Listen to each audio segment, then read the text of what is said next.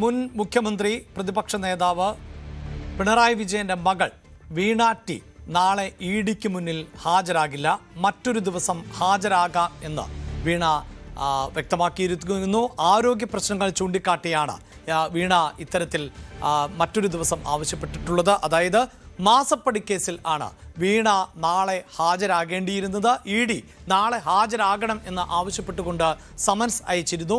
എന്നാൽ ഇപ്പോൾ വീണ ഹാജരാകില്ല എന്ന് വ്യക്തമാക്കിയിരിക്കുകയാണ്, സാവകാശം തേടിയിരിക്കുകയാണ്. ആരോഗ്യ പ്രശ്നമാണ് ഇതിന് കാരണമായി പറയുകയും ചെയ്യുന്നത്. അതേസമയം നമുക്കറിയാം ശശിധരൻ കർത്ത സീമാറലിൻ്റെ MD-യോട് ഉൾപ്പെടെ ഹാജരാകണമെന്ന് ആവശ്യപ്പെട്ട പശ്ചാത്തലം കൂടിയാണ് ഉള്ളത്. നവമി ദിനേശ് ആണ് ചേരുന്നത്.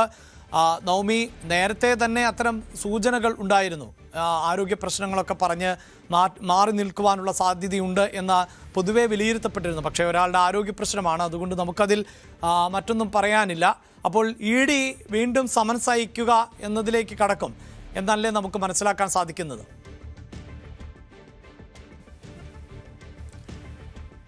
അഭിലാഷ്, എന്തായാലും വീണ വിജയൻ ഈ കേസുമായി ബന്ധപ്പെട്ട് സഹകരിക്കാൻ തന്നെയാണ് തീരുമാനിച്ചിരിക്കുന്നത്. അതുകൊണ്ട് തന്നെയാണ് ഇപ്പോൾ ആരോഗ്യ പ്രശ്നങ്ങൾ ചൂണ്ടിക്കാട്ടിയും അല്ലെങ്കിൽ മറ്റൊരു ദിവസത്തേക്ക് വരാം എന്നൊരു ഉറപ്പ് കൂടി ഇഡിക്ക് നൽകിയിരിക്കുന്നത്.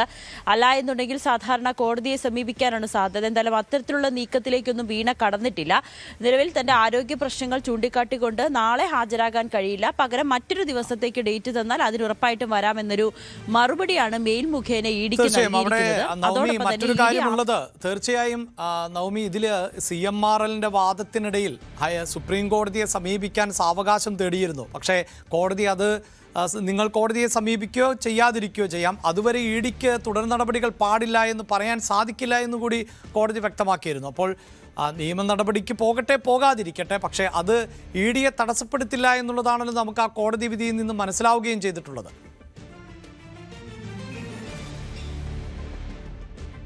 അതെ, എന്തായാലും 2 തവണ സാധാരണ ഇഡിയുടെ ഒരു രീതി അനുസരിച്ച് അല്ലെങ്കിൽ അവരുടെ ഒരു പ്രൊസീജിയർ അനുസരിച്ച് ആദ്യത്തെ ചോദ്യം ചെയ്യൽ ഹാജരാക്കാൻ കഴിയില്ലെങ്കിൽ തൊട്ടടുത്ത ദിവസം തന്നെ അല്ലെങ്കിൽ അധികം വൈകാതെ തന്നെ അടുത്ത സമൻസ് അയക്കും. അതിൽ കൂടി ഹാജരാകാൻ കഴിയുന്നില്ലെങ്കിൽ ഇഡിക്ക് നേരിട്ട് കസ്റ്റഡിയിലെടുത്ത് ചോദ്യം ചെയ്യാനുള്ള ഒരു അവകാശമുണ്ട്. ആ രീതിയിലേക്കൊക്കെ ഇഡി പോകാനുള്ള ഒരു സാധ്യതയും കണക്കിലെടുത്തുകൊണ്ട് തന്നെ ഇനിയുള്ള തീയതിയിൽ, അതായത് ഇനി എന്നാണോ ചോദ്യം ചെയ്യലിന് ഹാജരാകണമെന്ന് ആവശ്യപ്പെട്ടുകൊണ്ട് സമൻസ് അയക്കുക, ആ ദിവസം തന്നെ വീണ വിജയൻ ഹാജരാകാനുള്ള ഒരു സാധ്യതയാണ് നിലനിൽക്കുന്നത്. എന്തായാലും നാളെ ആരോഗ്യ പ്രശ്നങ്ങൾ കാരണം ഹാജരാകില്ല, പക്ഷേ ഇഡി ആവശ്യപ്പെട്ട രേഖകളെല്ലാം തന്നെ ഹാജരാക്കാം എന്നുകൂടി പറയുന്നുണ്ട്. അത് അഭിഭാഷകൻ മുഖേന ഇഡിക്ക് മുന്നിൽ എത്തിക്കാമെന്നാണ് വീണ വിജയൻ നൽകിയിരിക്കുന്ന മറുപടിയിൽ പറയുന്നത്.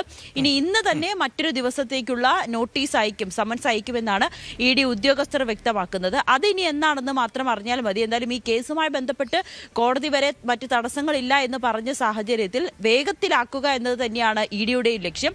അധികം താമസിക്കാതെ വീണ വിജയന് എനിക്ക് തോന്നുന്നു അടുത്ത ആഴ്ച തന്നെ, വരുന്ന ആഴ്ചയിൽ തന്നെ ഇഡി ചോദ്യം ചെയ്യാൻ വീണ്ടും നോട്ടീസ് അയക്കുമെന്നാണ് അറിയാനായി സാധിക്കുന്നത്. എന്തായാലും ഇന്ന് തന്നെ ഇനി എന്ന് ചോദ്യം ചെയ്യണത്തിന് എത്തണം എന്നതിന്റെ തീയതി അറിയാൻ സാധിക്കും. മറ്റൊന്ന് ശശിധരൻ കർത്തയാണ്.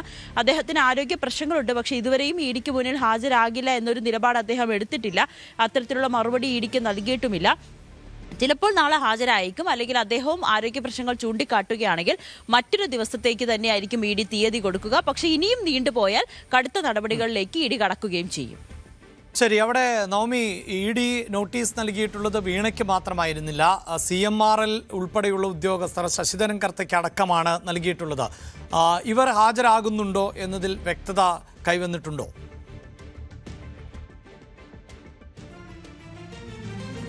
ശശിധരൻ കർത്ത നിലവിൽ മറുപടി ഒന്നും നൽകിയിട്ടില്ല. ശരണസ് കർത്തയോട് തിങ്കളാഴ്ച ഹാജരാകാനാണ് പറഞ്ഞിരിക്കുന്നത്. ബാക്കിയുള്ളവരുടെ ഏകദേശം 9-ലധികം പേരുണ്ട്.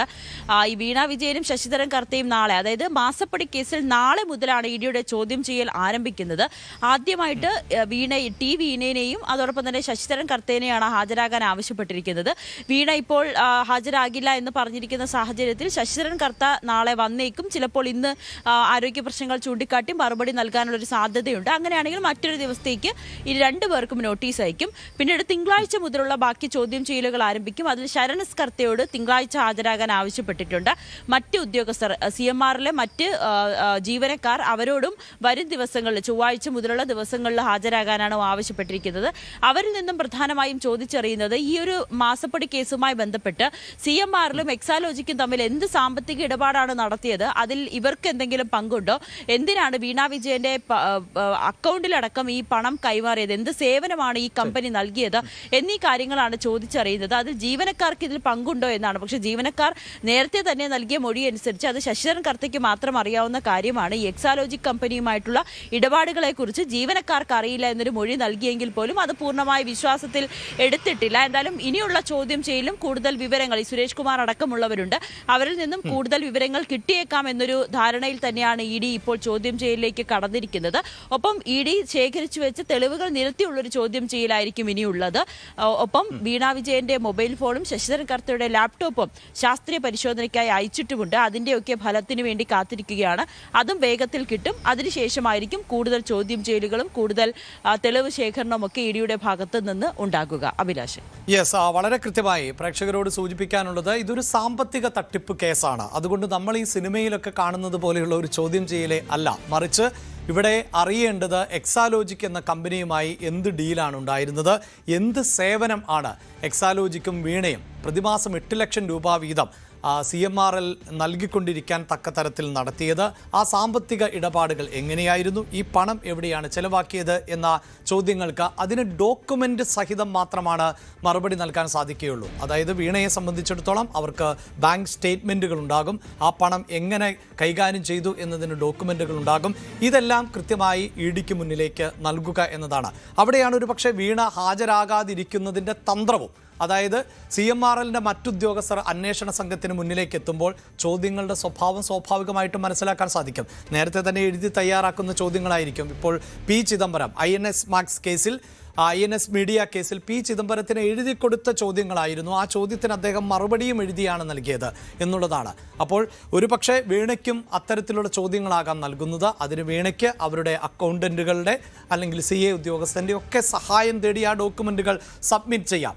അത് തമ്മിൽ പൊരുത്തപ്പെടുന്നുവെങ്കിൽ തീർച്ചയായും അവിടെ വീണയ്ക്ക് തൻ്റെ നിരപരാധിത്വം തെളിയിക്കാം, CMRLൻ്റെ നിരപരാധിത്വം തെളിയിക്കാം. പക്ഷേ അത് തമ്മിൽ പൊരുത്തക്കേടുകൾ ഉണ്ടായെങ്കിൽ തീർച്ചയായും അത് ചോദ്യം ചെയ്യപ്പെടും. സാമാന്യ യുക്തിക്ക് നിരക്കാത്ത ഇടപാടുകൾ തന്നെയാണിത് എന്നതിൽ തർക്കമില്ല. ഒപ്പം 180 കോടി രൂപ ആണ് ആദായ നികുതി വകുപ്പിനെ CMRL വെട്ടിച്ചതായി കണ്ടെത്തിയിട്ടുള്ളത്. CMRLനെ സംബന്ധിച്ചിടത്തോളം ഇതിനെല്ലാം മറുപടി നൽകേണ്ടതായി വരും. പക്ഷേ വീണ ടിക്ക് എന്തുകൊണ്ടാണ് CMRLൻ്റെ തന്നെ ഭാഗമായിട്ടുള്ള പവർ ഇന്ത്യയിൽ നിന്ന് 50 ലക്ഷം രൂപ ലോൺ കിട്ടിയത്, അതേസമയം തന്നെ CMRLുമായി എങ്ങനെയാണ് ഇങ്ങനെ ഒരു കരാറിൽ ഏർപ്പെട്ടത്, ഇത്തരം കാര്യങ്ങളിൽ ആണ് വീണ ടി കൃത്യമായ മറുപടി നൽകേണ്ടതായി വരുന്നത്. കൂടുതൽ വാർത്തകൾക്ക് News 18 Keralam YouTube channel subscribe ചെയ്യുക.